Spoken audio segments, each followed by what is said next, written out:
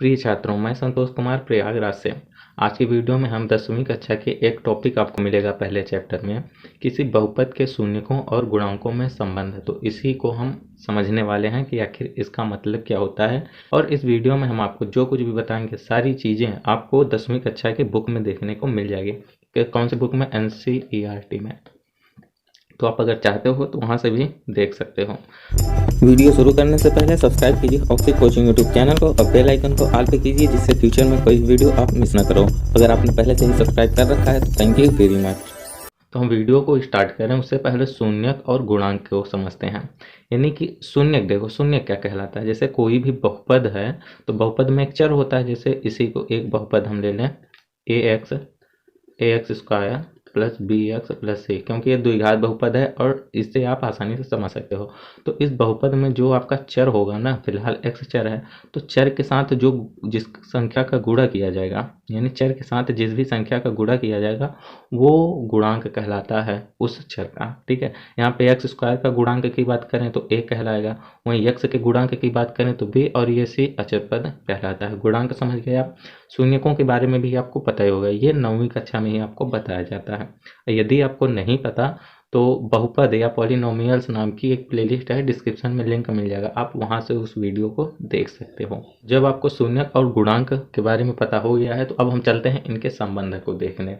तो सबसे पहले देखें रैखिक बहुपद में आखिर उसके गुणांक और उसके शून्यक में क्या संबंध होता है।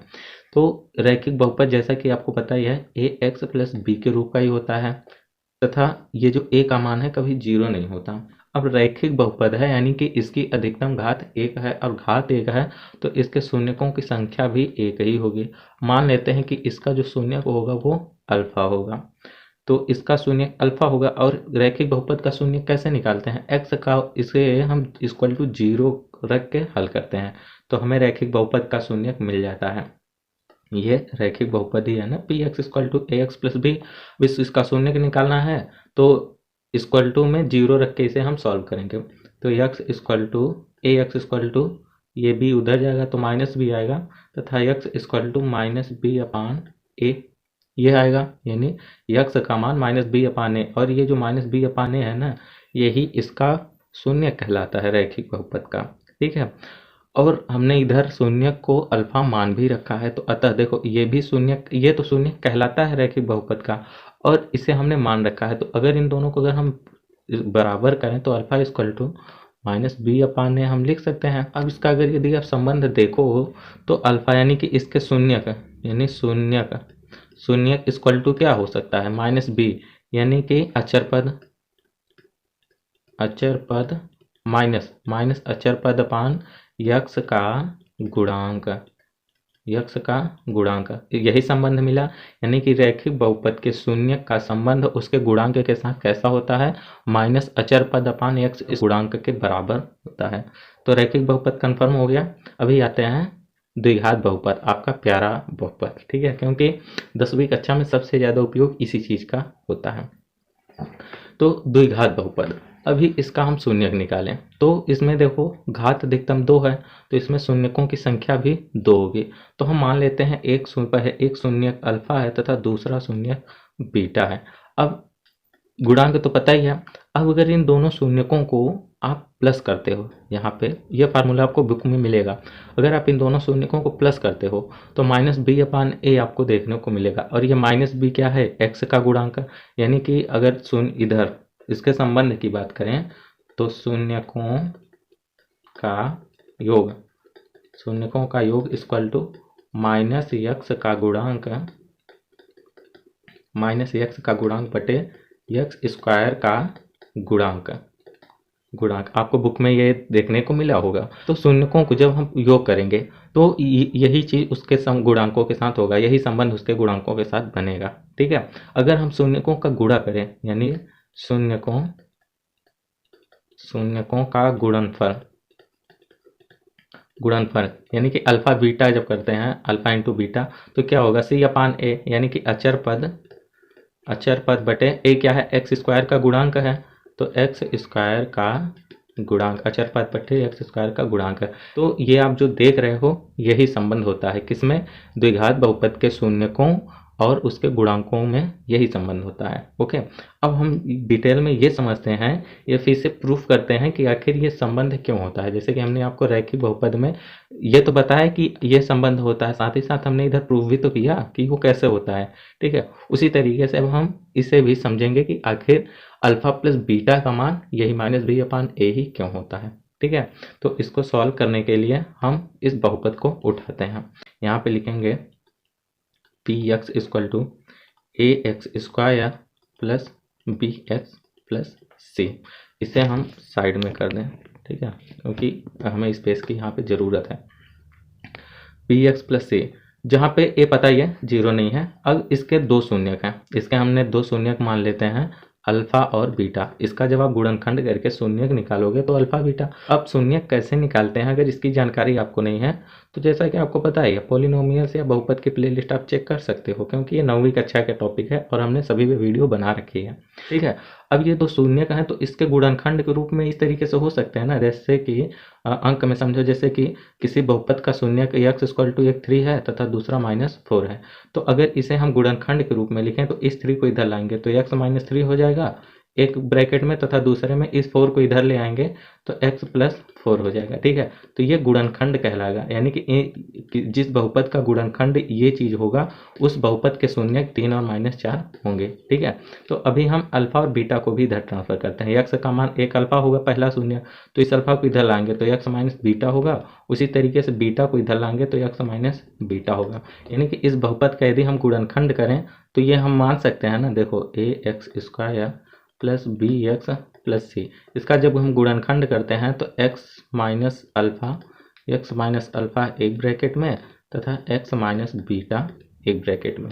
मान लेते हैं कि ये इसका गुणनखंड होगा। ठीक है, क्योंकि किसी बहुपद का गुणनखंड अक्सर आपने इसी रूप में करते देखा होगा। तो अभी कभी कभी क्या होता है कि यहाँ पे एक एक्स्ट्रा संख्या आ जाती है, जैसे किसी बहुपद का गुणनखंड इस रूप में हो जाता है, जैसे 3 ब्रैकेट में x - 4 और x + 2 ये हो जाता है। ठीक है, यहाँ पर भी एक संख्या आ जाती है तो ये अचर पद होती है, तो यहाँ एक हम यहाँ पर भी अचर पद k मान लेते हैं। ठीक है, k मान लिया। अब हम इन दोनों संख्याओं का करते हैं गुणा। ओके, वैसे भी आपको बीजगणित में फार्मूला होगा x - a x - b का फार्मूला होगा, चाहे आप वो फार्मूला डायरेक्ट फिट कर दो चाहे गुणा कर दो। ठीक है, अगर आप फार्मूला डायरेक्ट फिट करते हो तो इसका फार्मूला होगा x² - alpha plus beta x alpha plus beta x plus alpha into beta. ठीक है, ये फार्मूला आप लगा सकते हो, यानी कि अगर a यक्स -a तथा x - b का यदि आप फार्मूला लगाते हो तो, यदि आप फार्मूला नहीं लगाते हो तो इसी चीज़ को आप मल्टीप्लाई करके लिख सकते हो। जैसे कि देखो हम यहाँ पे मल्टीप्लाई करते हैं x - अल्फा तथा x - बीटा का। ठीक है, यक्स का यक्स के साथ मल्टीप्लाई किया, अरे कितना मैसेज आएगा यार, यक्स का यक्स के साथ मल्टीप्लाई किया तो x² होगा। अब इस x का मल्टीप्लाई -b के साथ किया, ठीक है, तो यानी बीटा के साथ, तो -x बीटा होगा। अब इस अल्फा का मल्टीप्लाई x के साथ करेंगे तो -अल्फा x होगा, साथ ही साथ -अल्फा का मल्टीप्लाई -बीटा के साथ करें तो ये प्लस में हो जाएगा, तो क्योंकि दोनों संख्या माइनस है, और अल्फा इंटू बीटा। ओके, अब ये जो दो संख्याएं बच रही हैं ना, इसमें हम x कॉमन ले लेते हैं तो कुछ इस तरीके से होगा x² माइनस एक्स कॉमन लेते हैं तो -x यदि हम कॉमन लें तो बीटा प्लस अल्फा या फिर अल्फा प्लस बीटा ब्रैकेट में ही संख्या बचेगी और लास्ट में प्लस अल्फा इंटू बीटा। देखो वही चीज़ निकल के आ गया, सेम चीज़ यहाँ पे हमने लिखा वही चीज़ निकली, यानी आप गुणा कर भी सकते हो या फिर फार्मूले का भी आप उपयोग कर सकते हो। ठीक है, अब इस k का मल्टीप्लाई इसके साथ सभी यानी कि इन सभी के साथ करते हैं तो अच्छा रेड ही ले लें, तो k का मल्टीप्लाई x² के साथ करेंगे तो kx² माइनस k का मल्टीप्लाई, अब इस ये यहाँ से यहाँ तक एक संख्या है तो इसके साथ करेंगे तो k का मल्टीप्लाई डायरेक्ट x के साथ हो जाएगा तो kx ये लिख सकते हैं अल्फा प्लस बीटा। ओके, अब k का मल्टीप्लाई जब अल्फा इंटू बीटा के साथ करेंगे तो ये क्या होगा, प्लस में k into alpha into beta. बस अब प्रूफ होने ही वाला है। अब सिर्फ आपको क्या करना है कि ये जो भी आपको मिला है ना, ये जो भी आपको मिला है इसे आपको इसके साथ तुलना कर देनी है। देखो ये भी है ना ax² plus bx plus c, ये है, यानी इस चीज़ से तुलना करना है। ठीक है, अब यदि आप तुलना करते हो तो a = आपको मान मिलता है k, ए इक्वल टू क्या मान, क्योंकि यहाँ पे भी एक्स स्क्वायर यहाँ पे भी एक्स स्क्वायर कट जाएगा, तो ए इक्वल टू आपको मान मिलेगा के। तुलना कैसे की जाती है ये भी 9वीं कक्षा का टॉपिक है। ओके, ए इक्वल टू के मान मिल गया, इसे हटा ही देते हैं। अब हम इसका तुलना करते हैं, यानी बीच वाले पद का। यहाँ पे बी एक्स है, वहाँ पे नहीं दिख रहा है तो यहाँ पे देख लो बी एक्स है, और बीच में ये इस संपूर्ण इतना चीज़ है, तो ठीक है, तो लिखते हैं या फिर लिख ही लेते हैं कि बी एक्स इक्वल टू ये इसके साथ हो जाएगा माइनस के यक्स ब्रैकेट में अल्फा प्लस बीटा। तुलना किया यक्स के साथ, यक्स कट गया, ठीक है, तो ये डायरेक्ट हम लिख सकते हैं बी इक्वल टू माइनस के ब्रैकेट में अल्फा प्लस बीटा। ओके, ये चीज़ हमें नहीं लिखना, आपको बस हमने समझाने के लिए इसे लिख दिया है। यहाँ पे समझते हैं, ए इक्वल टू आपको क्या मिल जाएगा, बी इक्वल टू माइनस के अल्फा प्लस बीटा, यही चीज़ मिलेगी क्योंकि यहाँ से एक्स हट जाएगा।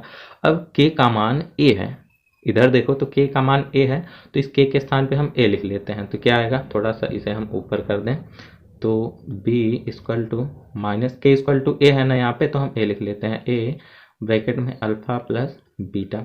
अब इस ए को इधर ट्रांसफर करते हैं, ए को इधर यानी माइनस ए संपूर्ण संख्या को इधर ट्रांसफर करेंगे, तो इधर गुणा में है, इधर भाग में हो जाएगी, तो माइनस हो जाएगा इधर, और बी अपान में ए हो जाएगी, B upon A equal to alpha plus beta.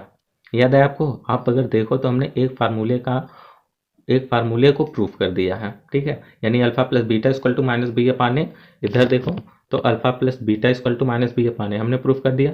अभी alpha beta equal to c upon a को देखते हैं, ठीक है, तो हम यहाँ पे देख लेंगे। अब ये जो संख्या बच रही है कि अल्फा बीटा, इसका इसे हम इसके साथ तुलना करते हैं, सी के साथ, ठीक है, तो सी इक्वल टू क्या हो जाएगा, के इंटू अल्फा इंटू बीटा, ये हो जाएगा, यानी कि सी इक्वल टू यही आपको संख्या मिल जाएगी जब आप इस संपूर्ण संख्या के साथ तुलना करोगे, तो सी इक्वल टू के इंटू अल्फा इंटू बीटा, और के का मान जो है ए है, यहाँ से हम इस के को ए में बदल देंगे, यानी c equal to a into alpha into beta, ये ए इधर ट्रांसफर हो जाएगा तो सी अपान ए हो जाएगा, इक्वल टू में अल्फा इंटू बीटा यहाँ पे रहेगा ही। तो देखो दूसरा सूत्र या फार्मूला भी हमने यहाँ पे प्रूफ कर दिया है, ठीक है, आई होप कि आपको समझ में आया होगा, ठीक है।